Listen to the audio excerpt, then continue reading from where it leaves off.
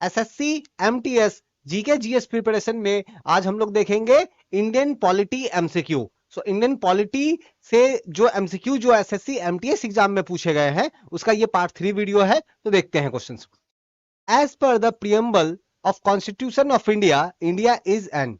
तो इंडिया क्या है, किस तरीके की कंट्री है? तो इसका करेक्ट आंसर हो जाएगा इंडिया एक रिपब्लिक कंट्री है। देखो रिपब्लिक वर्ड का मतलब क्या होता है, किसी कंट्री में, किसी देश में उसका जो सर्वोच्च स्थान जो है, जैसे हमारे कंट्री में कौन है, प्रेसिडेंट, राष्ट्रपति। तो वो प्रेसिडेंट या राष्ट्रपति जो है, इनका कैसे हमारे कंट्री में कैसे आते हैं, इलेक्शन होती है, चुनाव होता है। तो अगर चुनाव होके हमारा सर्वोच्च जो ओहदा पाने वाला व्यक्ति जो है, जो कि हमारा प्रेसिडेंट राष्ट्रपति है, अगर चुनाव होके आता है, इलेक्शन के थ्रू होके आता है, तो वैसे कंट्री में क्या बोलेंगे कि वो रिपब्लिक है। मतलब रिपब्लिक मतलब सबसे टॉप पोजीशन जो है वो इलेक्शन के थ्रू आया है। ठीक है, जैसे मान लो एग्जांपल के लिए भूटान, तो भूटान का सबसे टॉप में आपको पता है कि वहां के जैसे किंग है, तो क्या वहां के किंग, तो क्या भूटान को रिपब्लिक बोलेंगे? नहीं, रिपब्लिक नहीं बोलेंगे। क्यों? क्योंकि वहां किंग है। ठीक है, नेक्स्ट हमसे क्यों, Antyodaya Anna Yojana was launched by government to fight. तो ये जो AAY अंत्योदय अन्न योजना जो है, ये गवर्नमेंट ने लॉन्च किया था फाइट करने के लिए पॉवर्टी से, गरीबी से। मतलब क्या है, समझाता हूं। आपको पता होगा कि हमारे कंट्री में काफी सारे गरीब लोग हैं, इसके लिए कॉन्सेप्ट चलता है पॉवर्टी लाइन, है ना। तो जो लोग गरीबी रेखा के नीचे है उनको क्या बोलते हैं, BPL, बिलो पॉवर्टी लाइन, है ना। वो मतलब गरीब है, गरीबी रेखा के नीचे। तो जो जितने भी BPL लोग हैं, जो गरीबी रेखा से नीचे है, इसमें से भी कुछ लोग ऐसे हैं जो गरीबों में भी सबसे ज्यादा गरीब है। गरीब तो है, लेकिन गरीबों में भी सबसे ज्यादा गरीब, जो पुअरेस्ट ऑफ द पुअर है, वैसे लोगों को फूड प्रोवाइड करने के लिए ये स्कीम है। 2 रुपए केजी आपको वीट मिलेगा, है ना। 3 रुपए केजी राइस मिलेगी। ठीक है, तो अगर ये कैटेगरी से बिलोंग करते हो तो 2 रुपए केजी वीट, 3 रुपए केजी राइस और कुछ कुछ चीजें मिलती है। ठीक है, तो ये इसीलिए ताकि क्या किया जा सके, गरीबी से, पॉवर्टी से लड़ा जा सके। नेक्स्ट, और ये हुआ था कब, ये साल 2000 से स्टार्ट हुआ है। ठीक है, तो 2000 में इंप्लीमेंट हुआ है। Who among the following Indian dancer was the first woman in Indian history to be nominated as the member of राज्य सभा?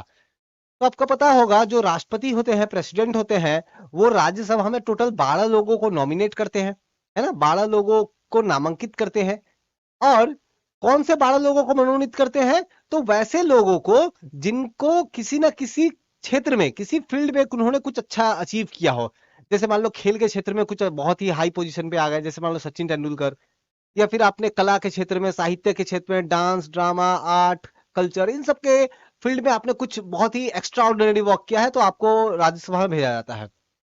तो आप देखोगे जो रुक्मणी देवी अरुंदेल जो है, ये बहुत ही फेमस इंडियन डांसर। ठीक है, कौन से डांस से बिलोंग करती है ये, तो एक भरतनाट्यम, आपको पता है ना भरतनाट्यम क्या है, क्लासिकल डांस।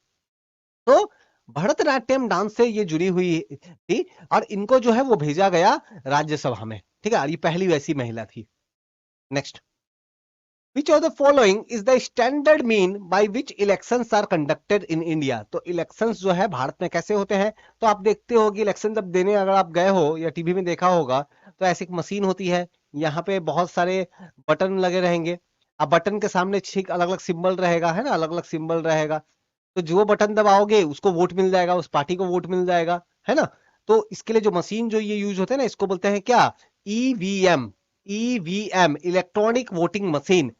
इसके साथ आप एक चीज नोटिस करना कि एक और डब्बे जैसी मशीन रहती है वहां बगल में, सभी जगह नहीं रहता है, कहीं कहीं पे रहता है।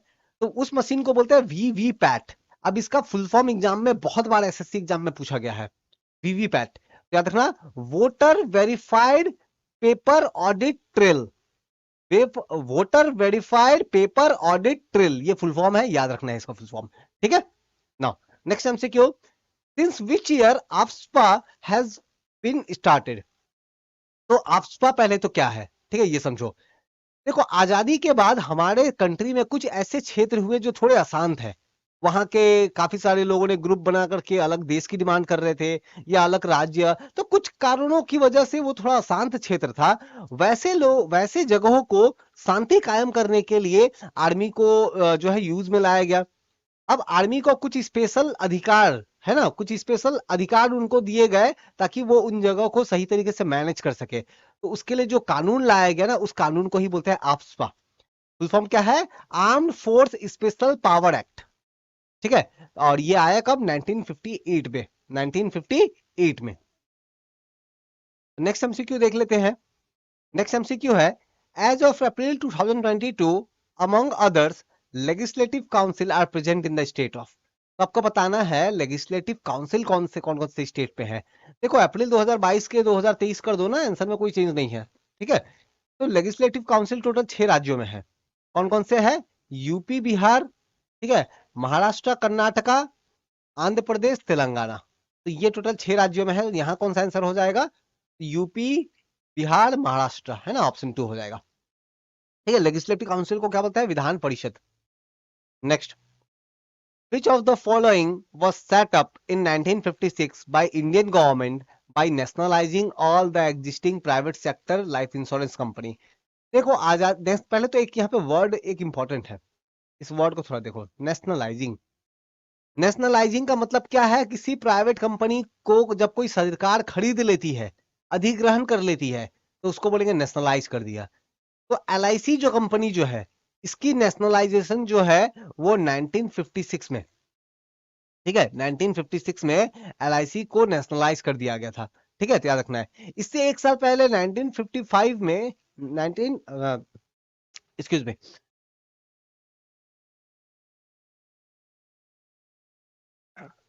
इससे एक साल पहले 1955 में क्या हुआ कि एसबीआई को नेशनलाइज किया गया था, ठीक है। तो वो ईयर भी आपको याद रखना है, एग्जाम में पूछा जाता है। Next MCQ, before being replaced by NITI Aayog which organization was responsible for collecting data about unemployment using Lakdawala formula? तो देखो नीति आयोग से पहले, नीति आयोग तो बाद में आया ना, मोदी जी जब मोदी गवर्नमेंट आई तो फिर उन्होंने नीति आयोग लेके आए। उससे पहले क्या चलता था नीति आयोग से पहले? तो प्लानिंग कमीशन क्या था? अच्छा यहाँ पे ये थोड़ा ये हो गया, प्लानिंग कमीशन याद रखो, है ना। तो प्लानिंग कमीशन, और ये जो है अनएम्प्लॉयमेंट, देश में कितना अनएम्प्लॉयमेंट है इसको कैलकुलेट करते थे, इसका डेटा कलेक्ट करने का, कैलकुलेट करने का काम करते थे। और कैलकुलेशन के लिए जो फॉर्मूला यूज होता था वो एक फॉर्मूला है, लकड़ वाला फॉर्मूला बोलते हैं, वो यूज होता था, ठीक है। Next, no person can disrespect national flag या फिर constitution of India, national anthem under the act. तो देखो हमारे देश से जुड़े हुए जो हमारा तिरंगा है, हमारा संविधान है, या फिर देश को रिप्रेजेंट करने वाला कोई भी चीज है, उसका आप अनादर नहीं कर सकते हो, उसको डिसरिस्पेक्ट आप नहीं कर सकते हो, नहीं तो जेल में जाओगे, ठीक है। तो इसके लिए एक कानून है, ये कानून क्या है? Prevention of insult to national honour act. ये याद रखना 1971 में आया था, 1971 में आया था, ठीक है। ईयर भी पूछा गया इससे पहले एग्जाम में। नेक्स्ट एमसीक्यू देख लेते हैं। In which year was child marriage restraint act passed in India? तो चाइल्ड मैरिज रिस्ट्रेन एक्ट जो है इंडिया में आजादी से पहले 1929 में पास किया गया था। ये बेसिकली बाल विवाह को रोकने के लिए कदम उठाया गया था। इस कानून को एक और दूसरा नाम से बुलाते हैं, क्या? शारदा एक्ट। क्या नाम से? Sharda act.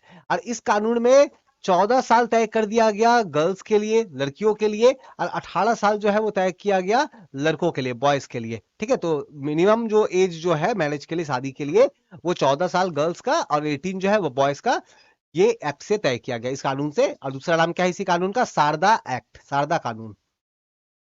How many different level of court are there in India? तो भारत में आप देखोगे तो डिस्ट्रिक्ट लेवल पे, है ना, जो जिला लेवल पे आपको कोर्ट मिलेगा, उसके ऊपर आपको हाई कोर्ट मिलेगा राज्यों के, स्टेट का, और फिर उससे ऊपर क्या? Supreme court. तो यानी कि कितने लेयर हो गए? 3 लेयर हो गए ना, डिस्ट्रिक्ट कोर्ट, फिर हाई कोर्ट स्टेट वाला, और फिर सुप्रीम कोर्ट, तो टोटल 3 लेयर होती है। Next MCQ, rural employment generation programme REGP was launched in. तो ये आपको बस ईयर याद रखना है और कुछ नहीं। तो ये बेसिकली यह था, रोजगार पैदा करने के लिए एक प्रोग्राम था, ठीक है, रोजगार के लिए। तो ये 1995 में आया था, ठीक है। नेक्स्ट देख लो, which of the following political party led Punjabi Suba movement? तो देखो आजादी से पहले जो पंजाब, हरियाणा और हिमाचल प्रदेश के कुछ क्षेत्र, ये कुल मिलाकर के एक साथ था। लेकिन बाद में डिमांड होने लगा कि पंजाबी स्पीकिंग एरिया को लेकर के एक अलग से एक राज्य बनाया जाए जहां पर पंजाबी स्पीकिंग एरिया होगा। क्योंकि हरियाणा वाले एरिया में आप देखोगे ना, तो वो भी साथ में था ना पंजाब का, तो वहां पे ज्यादातर हिंदी बोली जाती है। तो पंजाबी स्पीकिंग एरिया को लेकर के एक स्टेट का डिमांड था जिसके लिए मूवमेंट चलाया गया, इसे बोलते हैं पंजाबी सूबा मूवमेंट। चलाने वाले कौन थे? तो शिरोमणि अकाली दल, और भी बहुत सारे लोग थे, ये भी थे। ठीक है, तो फाइनली 1966 में 1966 में पंजाब स्टेट जो है वो बना दिया गया। पंजाब से काट करके हरियाणा एक अलग राज्य बनाया गया। पंजाब के कुछ क्षेत्रों को हिमाचल प्रदेश में जोड़ दिया गया। उस समय हिमाचल प्रदेश ना यूनियन टेरिटरी था, केंद्र शासित प्रदेश था। और चंडीगढ़ को पंजाब और हरियाणा का क्या बनाया गया? राजधानी, है ना, कैपिटल बनाया गया। ठीक है, नाउ नेक्स्ट एमसीक्यू देख लो।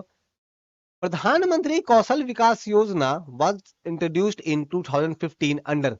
तो देखो, गवर्नमेंट के द्वारा अगर कोई इंपॉर्टेंट स्कीम लॉन्च किया जाता है तो वो भी पूछा जाता है एग्जाम में। ठीक है, मैंने देखे बहुत सारे क्वेश्चन है। ठीक है, तो कोई इंपॉर्टेंट स्कीम है तो भूलना नहीं है। जैसे ये इंपॉर्टेंट है, कौशल विकास योजना 2015 में लॉन्च हुआ था। तो कौन से मिनिस्ट्री ने लॉन्च किया था? तो ministry of skill development and entrepreneurship, इन्होंने लॉन्च किया था। इन्होंने लॉन्च किया था।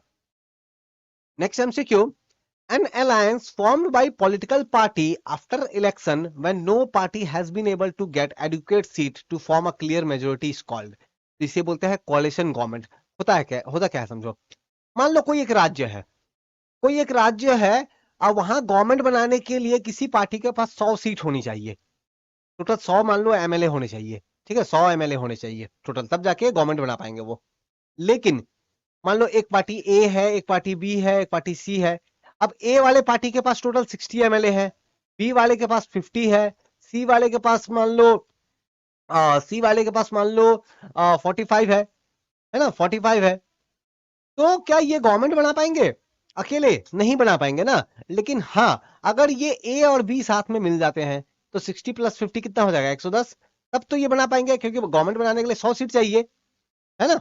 या फिर आप देखोगे ए या सी मिल जाते हैं साथ में तो भी बना सकते हैं। तो जब मिल करके गवर्नमेंट बनाते हैं ना, अलग अलग पार्टी लोग आपस में आकर के, एमएलए आकर के मिल करके बनाते हैं, वैसी गवर्नमेंट को बोलते हैं कोalition गवर्नमेंट, गठबंधन वाली सरकार। ठीक है, next MCQ, how many general election of Lok Sabha have been held till April 2022। अब इसको 2023 कर लो, आंसर में कोई चेंज नहीं है।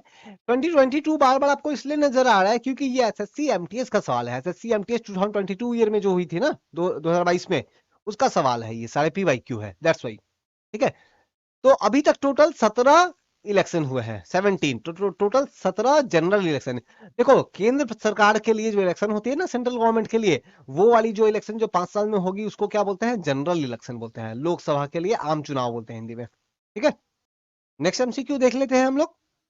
Next MCQ, which of the following is a housing scheme for rural poor.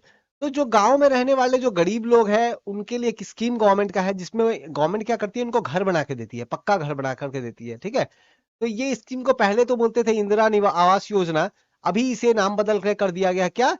प्रधानमंत्री ग्रामीण आवास योजना। ठीक है, प्रधानमंत्री ग्रामीण आवास योजना, तो याद रखना है।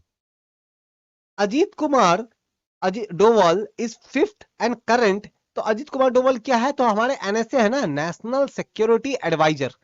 नेशनल सिक्योरिटी एडवाइजर 1998 में, 1998 में ये एनएसए का सिस्टम जो है ये लाया गया था। ठीक है, तो ये डायरेक्टली प्राइम मिनिस्टर के साथ काम करते हैं, प्राइम मिनिस्टर को एडवाइस देते हैं सिक्योरिटी रिलेटेड इश्यूज में।